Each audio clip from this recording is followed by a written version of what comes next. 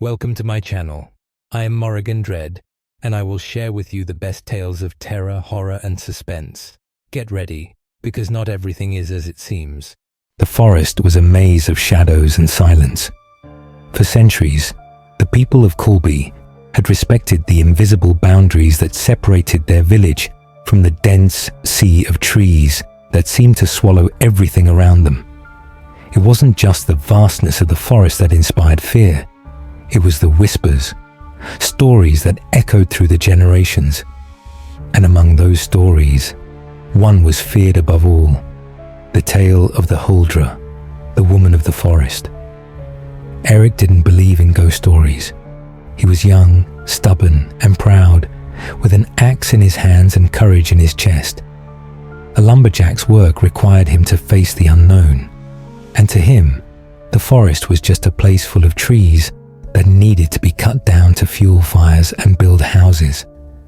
But that morning, something felt wrong. The air was heavier, almost suffocating, and the birds, which usually sang at dawn, were eerily silent.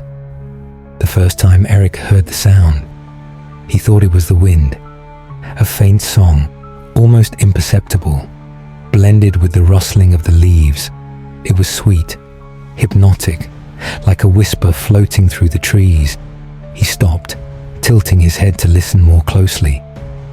The sound seemed to come from a clearing just a few steps ahead. "It's just my imagination," he muttered, trying to shake off the chill that ran down his spine. But something about that song seemed human, a melancholy melody, like the cry of someone who had lost everything. Eric felt his curiosity burning stronger than his fear. He set his axe against a rock, wiped his hands on the ragged gloves he wore, and followed the sound. With each step he took, the song became clearer, more captivating. The fresh scent of pine gave way to something else, a sickly sweet aroma, like wilting flowers mixed with rotting wood. The light filtering through the branches began to fade, leaving the forest bathed in shades of grey. Still, he pressed on. Eric reached the clearing. His feet stopped on their own as he saw the figure. In the center stood a woman. No, a vision. Her hair was golden, like the sun itself, shining even in this dim place where light barely reached. She stood with her back to him, singing. Her dress was simple, but it seemed to belong to another time, its fine fabric swaying gently in the breeze. But something was strange. Eric noticed that while the song was beautiful, almost celestial, her body seemed too still. It was as though the woman wasn't breathing. She was there, but at the same time, she seemed like a painting frozen in the landscape.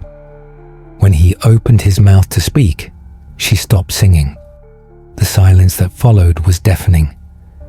She turned slowly, and Eric felt the ground vanish beneath his feet. Her face was perfect, almost divine, but her eyes were empty. There was no color, just two black voids that seemed to swallow the light around them.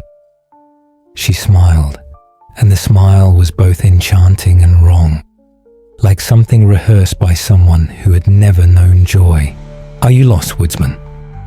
Her voice was sweet, but there was something behind it that made the hairs on the back of Eric's neck stand on end. He tried to speak, but no sound came out. "Come," she said, extending her hand. "Don't be afraid." Eric stepped back, but something held him in place. Not physically. It was as if the air around him had grown heavy, pulling him forward. The woman stepped toward him, and then he saw it. Her dress moved slightly, revealing something that froze the blood in his veins. A long, thin tail covered in brown fur swayed behind her. It was something impossible, unnatural. Instinct took over. Eric spun on his heels and ran, his heart pounding like war drums in his ears. The forest seemed alive now, its branches grabbing at his clothes, shadows dancing wildly in every direction. But the worst part wasn't the forest, was the sound. She wasn't chasing him, but the song had started again, louder now, more piercing.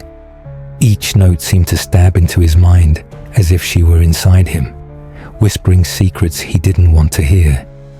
He ran until he couldn't anymore.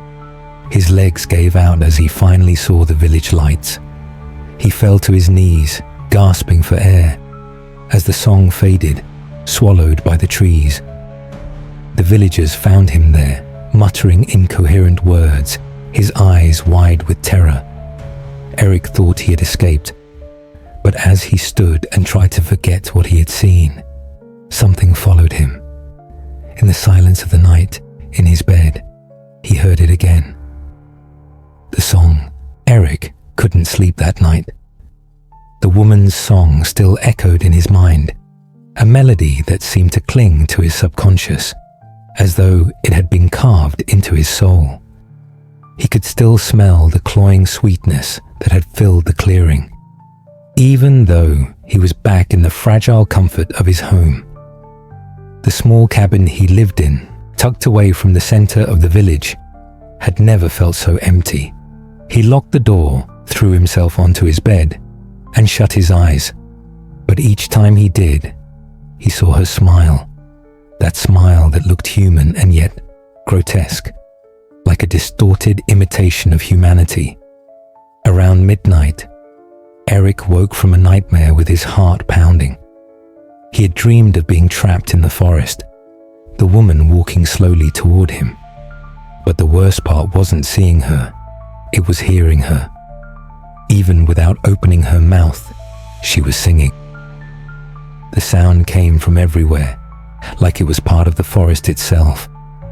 When he opened his eyes, he realized something strange. The song, it hadn't stopped. It wasn't part of the dream. There it was, that hypnotic melody, coming from somewhere nearby. At first, Eric thought it was just the wind blowing through the trees. But it wasn't. It was real. He got up, his bare feet touching the cold floor, and tried to locate the source. The sound seemed to be coming from outside the cabin. His breathing quickened. He knew he shouldn't open the door, but the song pulled at him in an inexplicable way. It was as though something deep within demanded that he follow it again. Trembling, he grabbed a lantern and lit it. "No, it's just my mind playing tricks on me," he murmured to himself, trying to ignore the cold sweat dripping down his neck. He opened the door. The icy night air wrapped around him like a cruel embrace. The village was silent, its few houses swallowed by darkness. But at the edge of the forest, something glowed. Small lights flickered among the trees, as if the forest itself had come alive. "It can't be," he whispered, though he knew it was. Eric took a hesitant step outside. The song grew louder. It was as though the trees themselves were whispering the melody. He closed his eyes for a moment, trying to resist. But when he opened them again, he saw something that made his heart stop. Among the trees stood a feminine silhouette. The woman's golden hair shimmered under the starlight. She didn't move, but he knew she was waiting. "I know you're there," he shouted, trying to sound brave. His voice cracked and wavered. The woman didn't respond. She simply raised an arm and pointed at him, like a gesture of invitation or command. Eric stepped back, but his feet felt rooted to the ground. His mind screamed at him to run, but his body refused to obey. The song grew louder, and now he felt something strange.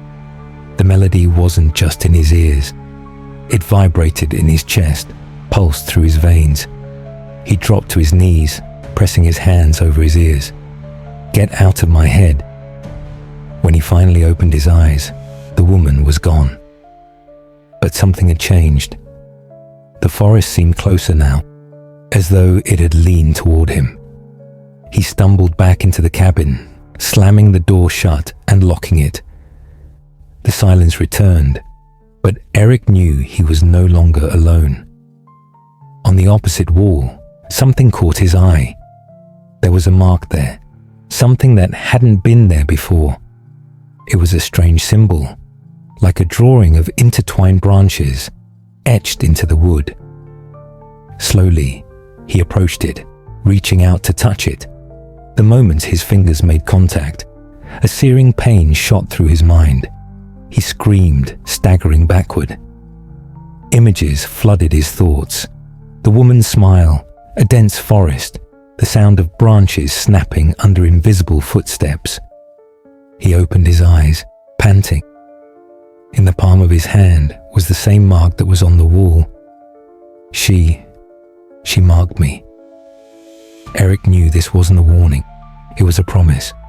He couldn't escape her. He couldn't escape the forest. She wanted him, and she would have him. That night, the song never stopped. Dawn brought a cold, pale light to the village of Colby. The sun barely touched the ground, as if the forest itself was repelling it. Eric sat at the table in his cabin, trembling.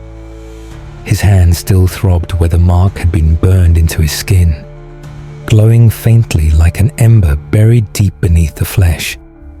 He had spent the rest of the night awake, every shadow cast by the lantern's flame seeming to hide a pair of watching eyes. The singing had stopped at dawn, but the silence that followed was even more disturbing. Eric knew he couldn't ignore what was happening. The mark on his palm wasn't just a simple drawing. It pulsed, as though alive. Every time he looked at it, he felt a strange connection to the forest. He needed answers. In the village, everyone knew Sven, an old man who lived near the church, the keeper of ancient stories and secrets buried beneath the roots of the trees. He was the only one who might understand what was happening. Eric made his way to Sven's house, ignoring the stares of the villagers. They looked at him as though they knew something was wrong. They whispered to one another, but no one dared to approach him. Sven was sitting by his fireplace when Eric barged in, slamming the door behind him. "You have to help me," Eric exclaimed, showing him the marked palm. The old man raised his eyes slowly, his expression changing. He didn't ask what had happened. It was as if he already knew. "You've been marked by the Huldra," he said in a low voice, heavy with meaning. "What does that mean? Why did she do this to me?" Eric demanded. Sven gestured toward a shelf filled with ancient books and began to speak. "The Huldra is not just a legend. She's real. A guardian of the forest, an ancient force that protects her territory. They say she tests humans who cross her path, but she rarely marks anyone. When she does, it's because she's chosen the person or condemned them." Eric swallowed hard, his heart pounding. "Condemned? Why? I didn't do anything." The old sage narrowed his eyes. "You entered her territory. You heard her song, followed her to the clearing. You broke the barrier between our world and hers. Now you belong to her." Sven opened one of his books, its yellowed pages filled with symbols and dark illustrations. He turned the book toward Eric.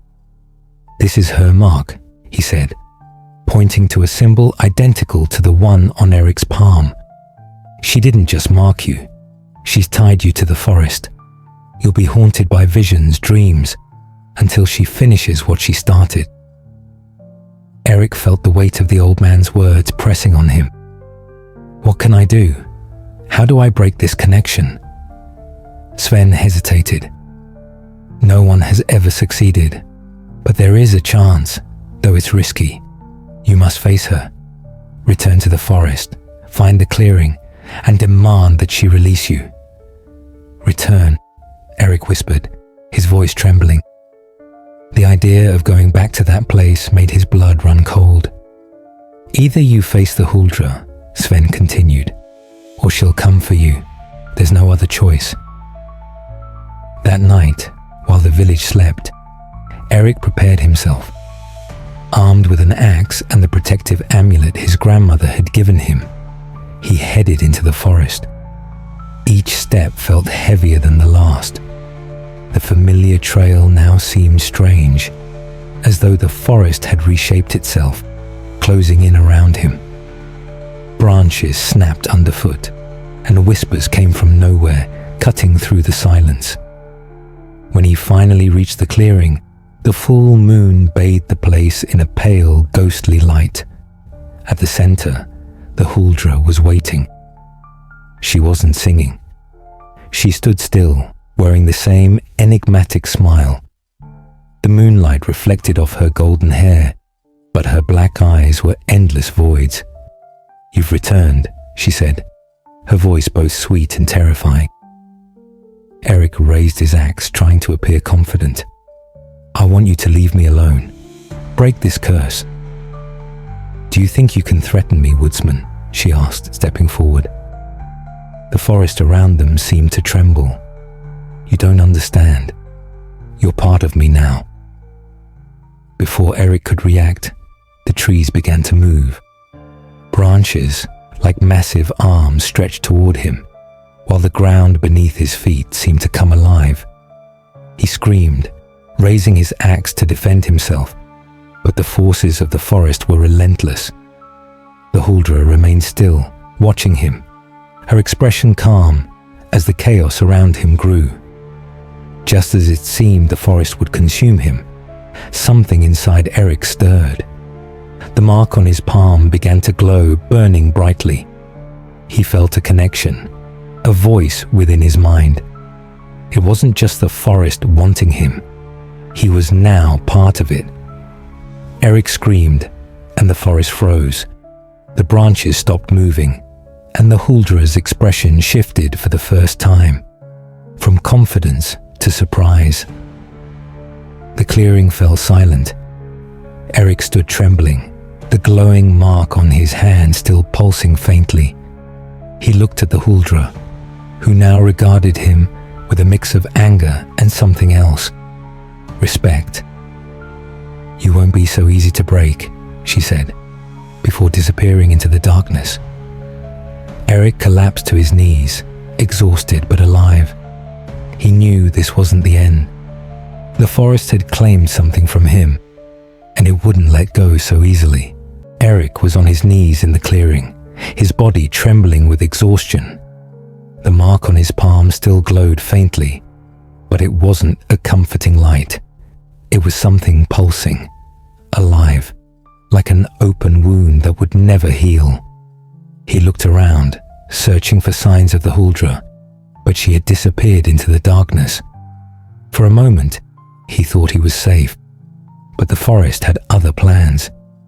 As Eric tried to get to his feet, he felt the presence around him. It wasn't the Huldra, it was something else.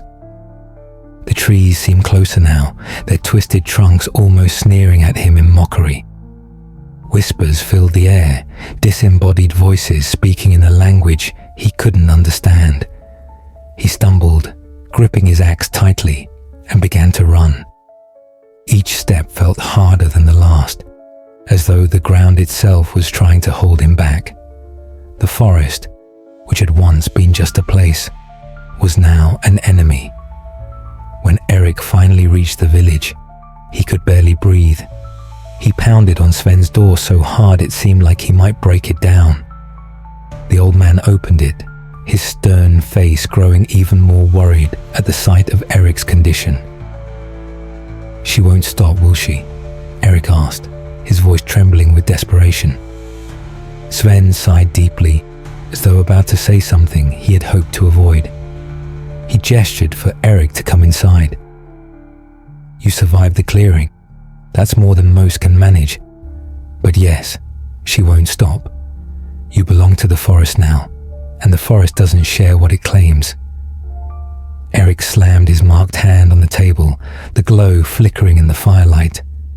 "Then tell me how to end this. How do I break free?"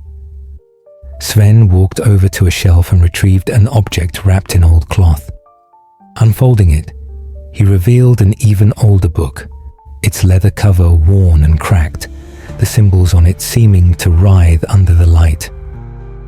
"There's only one way to truly face the Huldra," he said, opening the book to a page stained and weathered with age. "You must sever the connection she created, break the bond that the mark forged, and that can only be done at the heart of the forest." "The heart of the forest?" Eric repeated, his voice heavy with disbelief. Sven nodded slowly. "It's where the Huldra was born, where her essence is strongest. But it's also where she's most dangerous. Few have dared to go there, and none have returned." Eric swallowed hard, but something inside him, a spark of anger and determination, began to grow. He wouldn't be a pawn in this creature's game. "Then I'll go," he said, lifting his axe. Sven hesitated. "If you fail, she'll take more than your life.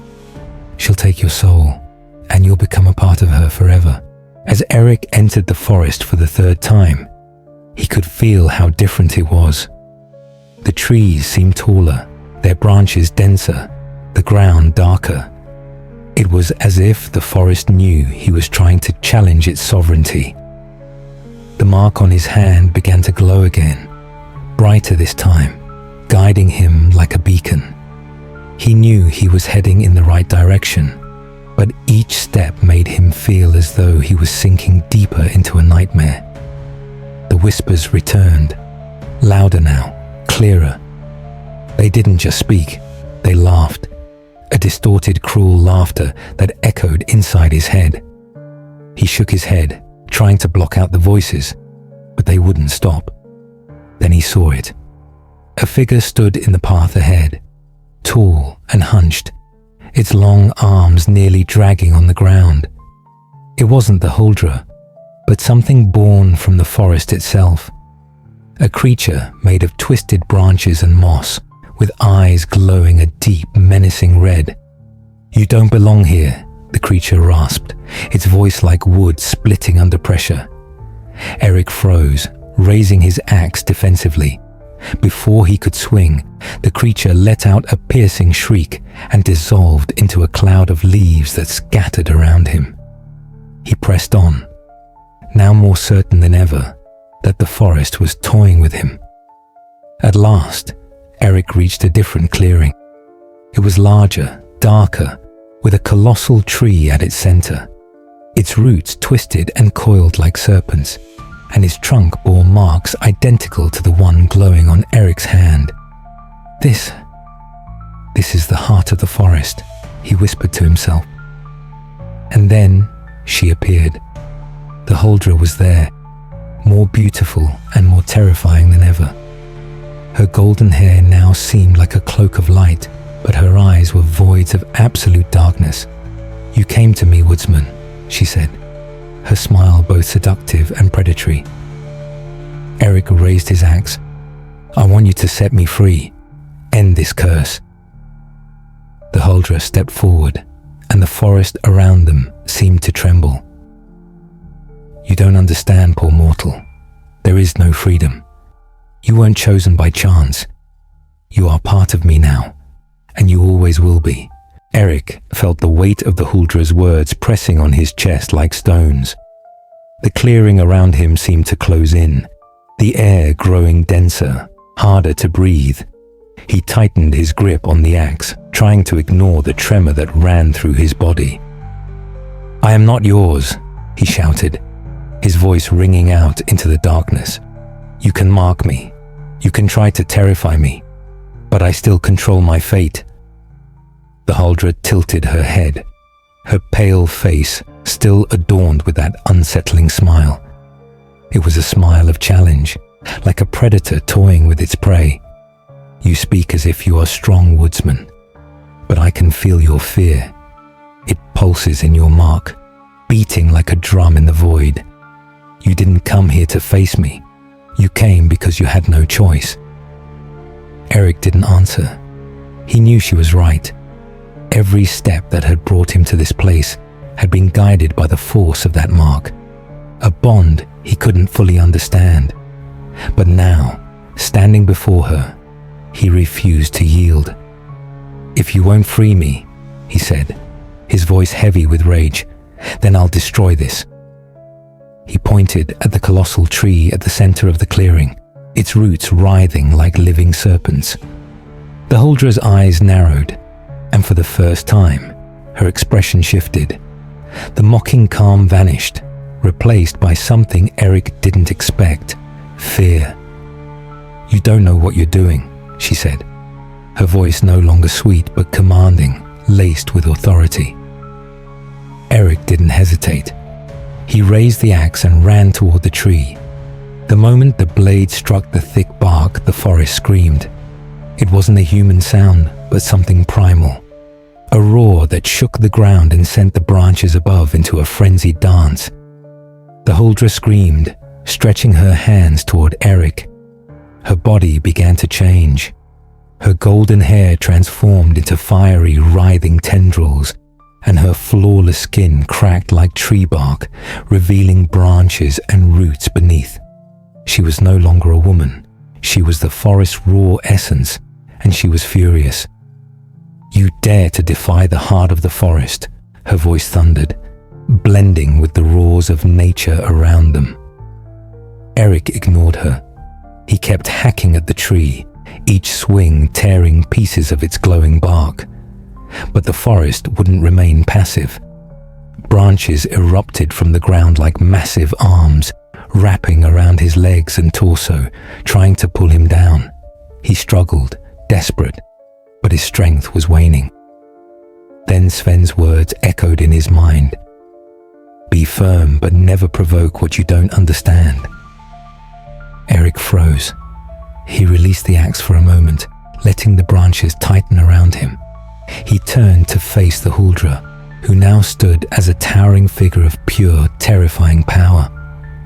"If all of this is part of you," he said, his voice trembling but resolute, "then you feel pain just like I do." The Huldra watched him, her expression shifting to one of surprise at his sudden change in tone.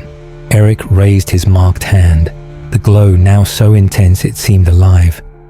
He realized that the bond between him and the Huldra wasn't just a curse, it was also a bridge. "I don't want your forest, and you don't want my life. Let me go. Break this bond." The clearing fell into a deathly silence. The forest seemed to hold its breath, waiting for her answer. "You want freedom?" The Huldra's voice was low, but it carried an edge Eric couldn't decipher. "Then prove your worth." She raised her arms, and the clearing began to change. The trees twisted and bent, forming a narrow, winding path that disappeared into the darkness. "You have until dawn to follow this path," she said. "If you survive, you'll be free. But remember, the forest does not forgive weakness, and I will be watching." Eric stared at the path before him. It was narrow and winding, the trees on either side bending like silent sentinels. Moonlight barely pierced through the dense canopy, leaving the trail shrouded in living shadows. He gripped his axe in one hand and the protective amulet in the other. With each step he took, the path seemed to come alive. The ground pulsed beneath his feet like a beating heart, and roots slowly rose, trying to ensnare him. The voices began as faint whispers, but quickly grew louder. "You don't belong here. She will find you. Turn back while you can." Eric tried to block them out, but the words surrounded him, pressing down on his mind. He felt their weight, as though they were trying to drag him into the earth. Suddenly, something emerged from the shadows, a figure made of twisted branches and moss, its eyes glowing a deep, menacing red. It wasn't like the creature he had encountered before. This one was grotesquely proportioned, its arms dragging on the ground, and its mouth opening into an impossible, grinning maw. Eric froze. The creature didn't attack immediately. It only watched, its smile widening as though savoring his fear. He raised his axe and stepped forward. The creature let out a high-pitched scream, so piercing it made his ears ring, before vanishing in a whirlwind of black leaves. But the air around him grew heavier. Eric knew this was just the beginning.